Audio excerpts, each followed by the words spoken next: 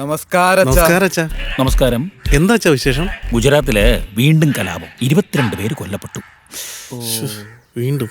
അതല്ല ഇവിടെ എന്താ വിശേഷം? ഇവിടെ എല്ലാവർക്കും സുഖം. എന്നാ നമുക്ക് അകത്തോട്ട് സംസാരിക്കാം. ആയിക്കോട്ടെ. ഇതൊക്കെ എന്ത്? അച്ഛനകത്ത് വന്ന് അനുഗ്രഹിക്കണം. അകത്ത് വന്ന്. ഹലോ, ആരാ?